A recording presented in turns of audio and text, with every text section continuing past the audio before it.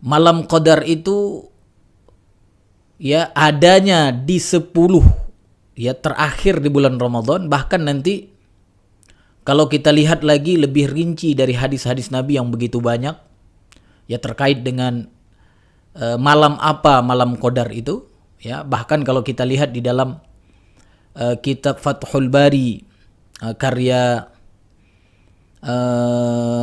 siapa namanya Ibnu Hajar Al-Asqalani, beliau menyebutkan ada sekitar 40 pendapat di situ. Ya, 40 pendapat tentang kapan malam qadar itu. Ya, tetapi ya disimpulkan dari pendapat-pendapat tersebut oleh para ulama ya mutaakhirin ya, dari dalil-dalil yang disimpulkan oleh mereka, maka ditemukan ya malam qadar itu terjadi pada malam ganjil di 10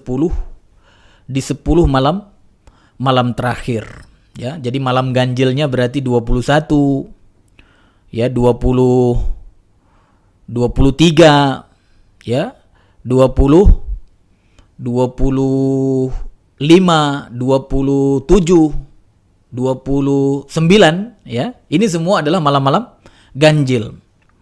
Ya, ini disimpulkan oleh para ulama ya tentang penguatan bahwa malam qadar itu terjadi pada malam ganjil adalah sabda Nabi Muhammad SAW yang diriwayatkan oleh Imam Bukhari dan juga Imam Muslim ya.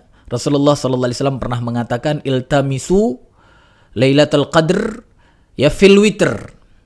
Jadi Rasulullah SAW mengatakan ya carilah gitu. Artinya apa?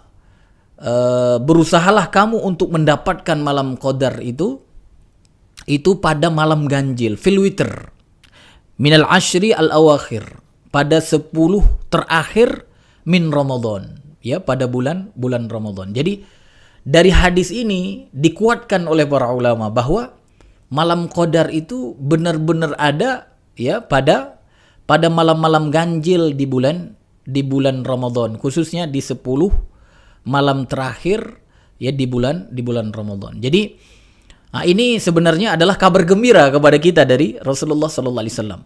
Walaupun sebenarnya pernah ya Rasulullah akan menyampaikan sebuah kabar gembira yang lebih khusus lagi. Pernah begitu ya.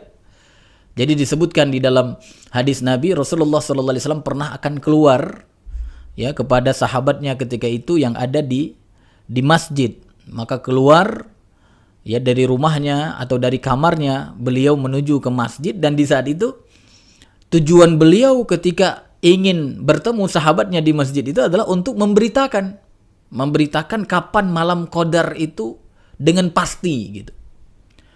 Ya, tetapi ketika itu disebutkan di dalam hadis itu ada orang yang berseteru di situ. Artinya ribut di antara satu sahabat dengan sahabat yang lainnya.